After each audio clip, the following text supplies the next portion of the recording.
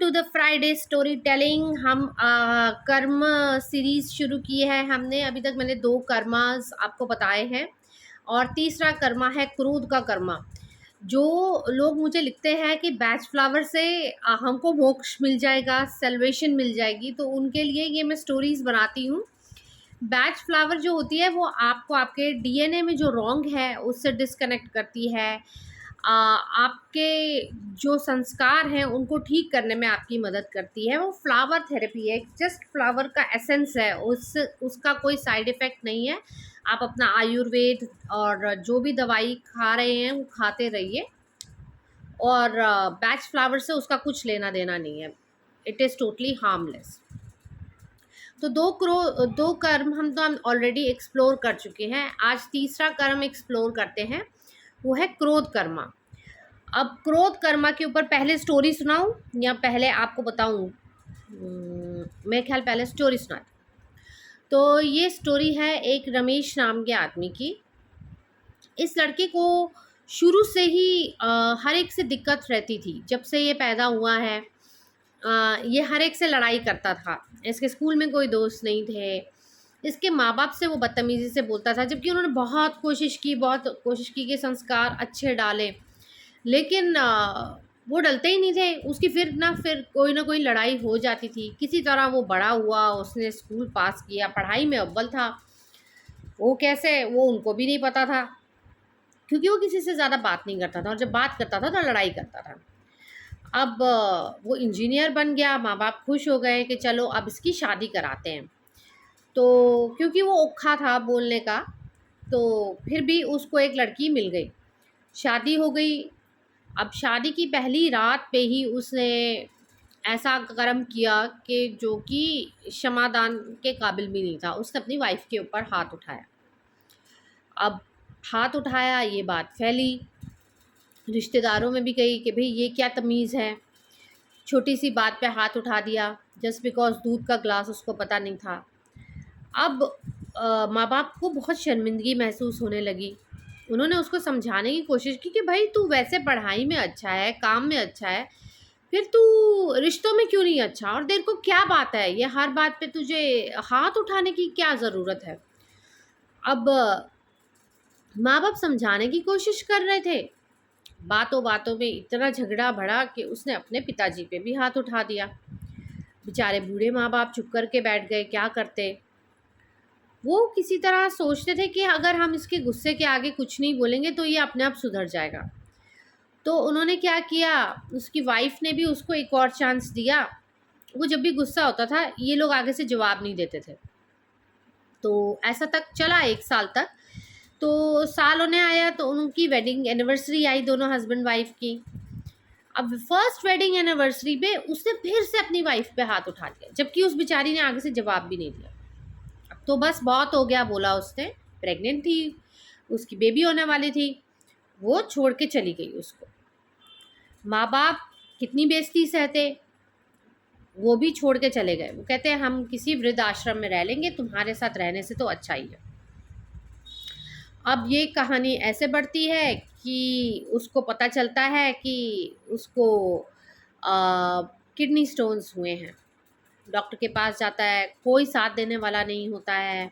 माँ बाप को भी फ़ोन करके बोलता है तुमने मुझे पैदा किया है, तुम्हारी रिस्पॉन्सिबिलिटी बनती है। वो आ जाते हैं कि जी चल रिस्पॉन्सिबिलिटी बनती है। वहाँ डॉक्टर के साथ बदतमीज़ी करता है। तो डॉक्टर भी माँ बाप को कहते हैं भाई ये तो किसी की सुनने वाला नहीं है, इसको ले जाओ यहाँ से। माँ बाप हाथ पैर जोड़ते हैं, डॉक्टर की किसी तरह इलाज होता है, किडनी स्टोन्स रिमूव होते हैं, घर आ जाते हैं, उसकी सेवा करते हैं। अभी वो ठीक ही नहीं हुआ होता कि उसको गॉल ब्लैडर स्टोन्स हो जाते हैं। वो रिमूव कराते हैं। फिर पता चलता है जब रिमूव हो रहे होते हैं उसी दौरान उसका लिवर इफ़ेक्ट हो जाता है। ऐसे करते उसका ये हाल हो जाता है कि उसको पैरालिसिस हो जाता है। माँ बाप हैं, वो सेवा करते हैं, पर उसको जो पैरालिसिस होता है राइट साइड पे होता है, और मुंह उसका अभी भी बंद नहीं होता। अभी भी गालियाँ दे रहा है अपने माँ बाप को हर चीज़ के लिए। कैसे तुमने मुझे क्यों पैदा किया, तुमने क्या मेरे पे एहसान किया, तुमने ऐसा किया वैसा किया, बहुत गंदी गंदी बातें बोलता है। इतने में वो बहुत थक जाते हैं, टूट जाते हैं। उसकी वाइफ आती है बेटी से मिलाने के लिए, पर वो कहता है कि क्या गारंटी है कि ये मेरी बेटी है, ये है वो है। वाइफ भी कहती है कि ये कैसा बोल रहा है, गंदा। तो वो चाहती नहीं कि उसकी बेटी ऐसे माहौल में रहे, वो चली जाती है। और इसी दौरान उस लड़के के फादर भी एक्सपायर हो जाते हैं। माँ अकेली रह जाती है उसका साथ देने के लिए, और माँ को मजबूरी में साथ देना पड़ता है। उस उम्र में भी उसको कमाना पड़ता है, क्योंकि ये हिल नहीं सकता अपनी जगह से। फिजियोथेरेपी कराई, सब कुछ कराया, पर ये ठीक होने का नाम ही नहीं ले रहा। वो भी गिव अप कर देते हैं। एक दिन वो बहुत बोल रहा होता है, तो उसको फिर से पैरालिसिस का अटैक आता है और उसका मुंह बंद हो जाता है। और आप मानेंगे, एक माँ बोलती है शुक्र है जिसने चुप हुआ। और उसी दिन की बात है, वो उसको बुलाता रह जाता है, लेकिन वो जानती है कि इसका कुछ काम पेंडिंग है शायद, पर वो रुकती नहीं है। जो उसने हरकतें की होती हैं, अचानक से उसकी डायबिटीज़ शूट होती है, घर में कोई नहीं होता और वो एक्सपायर हो जाता है। अब जब ये एक्सपायर हो जाता है तो ये भगवान जी के पास पहुंचता है। उन्होंने कहा हाँ भाई, तुमने क्या किया, तुमको तो यहाँ पे जगह नहीं मिल सकती, तुमने तो एक काम अच्छा नहीं किया। तो वो कहता है क्यों, मैंने पैसे दिए जब मैं कमा रहा था, अपने माँ बाप को कमा के दिया है। कहते तुमने उनका दिल कितना दुखाया है। तो वो कहता है आप कहना क्या चाहते हो, कि आधी मेमोरी उसकी जा चुकी होती है। फिर उसको वीडियो दिखाया जाता है, देख तेरे पापा उस दिन तेरे लिए तेरी मनपसंद बैट लेके आए थे, तूने क्या किया, उससे पहले ही उनके सर पे पत्थर मार दिया। देख तेरी माँ ने तेरी मनपसंद खीर बनाई थी तेरे बर्थडे के दिन, तूने क्या किया, उससे पहले ही उनको लात मारी। फिर तेरी शादी कराई उन्होंने, तेरी वाइफ तेरे फर्स्ट वेडिंग एनिवर्सरी पे तेरे लिए वो रिंग लाई थी जो तूने किसी सेठ के हाथ में देखी थी, और उसने वो नोटिस किया, उसने दो दो नौकरियां की, पैसे जमा किए जबकि वो प्रेग्नेंट थी, और तेरे लिए वो सोने की रिंग खरीदी। तूने क्या किया, फर्स्ट वेडिंग एनिवर्सरी पे तूने क्या गिफ्ट दिया, उसको मारा। तो फिर भी उसने तुझे माफ़ किया तेरी बेटी के खातिर। वो तेरी बेटी को उस मिलाने के लिए लेकर आई, तेरी बेटी ने तेरे लिए कार्ड बनाया। तूने क्या कहा, तूने कहा ये मेरी बेटी नहीं है, पता नहीं किसकी है। बहुत रोता है, बहुत रोता है। कहता है पर ये सब तो हो गया, अब मुझे माफ़ कर दो। कहते हैं माफ़ करने वाले हम तो नहीं होते, माफ़ी तो तुझे इन्हीं से मांगनी पड़ेगी, तुझे वापस से जन्म लेना पड़ेगा। वो कहता है ठीक है, मैं वापस जन्म ले लेता हूँ, पर तेरी मेमोरी इरेज हो जाएगी सारी। कहता है ठीक है, इरेज हो जाए, मैं फिर से जन्म ले लूँगा। तो भगवान क्या करते हैं, ट्रिक प्ले करते हैं, उसको एक ऐसे बेहोश करता है कि जैसे उसको लगता है कि वो वापस जन्म ले लिया उसने। फिर से वो सब कुछ रिपीट करता है, और जब वो आंखें खोलता है तो भगवान जी सामने, तो क्यों तू फिर फेल हो गया। तो वो कहता है ऐसा क्या है जो मैं बार बार फेल हो रहा हूँ। तू इसलिए फेल हो रहा है क्योंकि तू अपने क्रोध कर्म से छुटकारा नहीं पा रहा है। वो कहते हैं कि भगवत गीता में चैप्टर 2 में लिखा है, तूने उनका वर्स नहीं पढ़ा है, 62 63 में लिखा है एंगर क्या है। तो वो कहता है कि श्लोक तो मैंने पढ़ा हुआ है, लेकिन उसका मतलब मुझे याद नहीं। कहते मतलब उसका ये है कि एंगर एक ऐसा स्लोप है जो सबसे पहले तुम्हारी बुद्धि पे असर करता है, जहाँ तुम सही और गलत चूज़ करने में सक्षम नहीं रहते। फिर वो तुम्हारी जिह्वा पे असर करता है, जहाँ तुम गालियाँ बकते हो, तुम उल्टा बोलते हो, गंदा बोलते हो। और जब तुम गंदा बोलते हो तो फिर क्या होता है, तुम्हारी नौकरी भी जाती है, अहंकार बढ़ जाता है, नौकरी जाती है, रिश्ते खराब होते हैं, और तुम आखिर में अकेले रह जाते हो। तो ये है तेरा क्रोध कर्म। तो वो कहता है ये क्रोध का कर्म मुझे ही क्यों, और किसी को क्यों नहीं। कहते बहुतों को है। फिर ये क्रोध कर्म आता है आपके पास्ट लाइफ के कर्मों से। कुछ लोगों के लिए ये पास्ट लाइफ के कर्मों से आता है, भगवान जी सब बताते हैं।